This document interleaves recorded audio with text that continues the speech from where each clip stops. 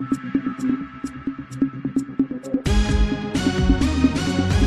महान्यूज.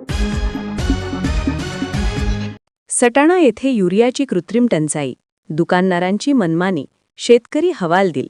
सटाणा शेतकऱ्यांसाठी अत्यावश्यक असलेल्या युरिया खताची सटाणा तालुक्यात कृत्रिम टंचाई निर्माण झाल्याचा गंभीर प्रकार समोर आला आहे.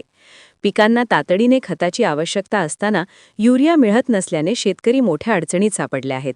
शेतकरी जेव्हा कृषी सेवा केंद्रांवर युरियासाठी जात आहेत तेव्हा अनेक दुकानदारांकडून युरिया शिल्लक नाही असे स्पष्टपणे सांगितले जात आहे. मात्र हाच युरिया इतर विशिष्ट खते किंवा औषधे घेतल्यास लगेच उपलब्ध करून दिला जात असल्याचा आरोप शेतकऱ्यांकडून केला जात आहे. युरियासोबत इतर खते खरेदीसाठी सक्ती.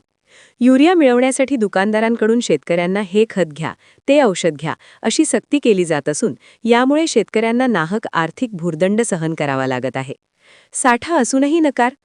धक्कादायक बाब म्हणजे रासायनिक खतांचा साठा उपलब्ध असतानाही अनेक दुकानदार युरिया देण्यास नकार देत आहेत. यामुळे ही टंचाई नैसर्गिक नसून कृत्रिमरित्या निर्माण करण्यात आल्याचा संशय अधिक बळावतो आहे. नेमक्याच कांदा पिकाच्या काळात टंचाई का?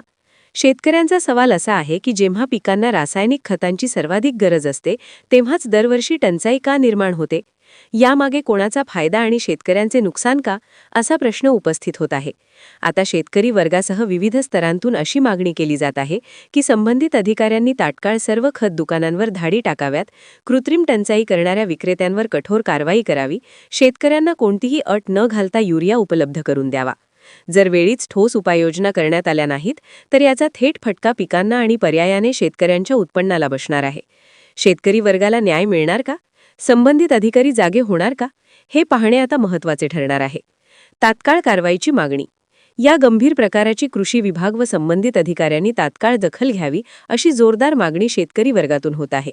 सर्व खत दुकानांवर धाड टाकून साठ्याची तपासणी करावी, दुकानदारांची मनमानी थांबवावी आणि शेतकऱ्यांना न्याय द्यावा अशी मागणी सर्व स्तरातून होत आहे. जर वेळेत कारवाई झाली नाही तर शेतकरी तीव्र आंदोलन छेडण्याची शक्यता नाकारता येत नाही. BN महान्यूज, सटाणा.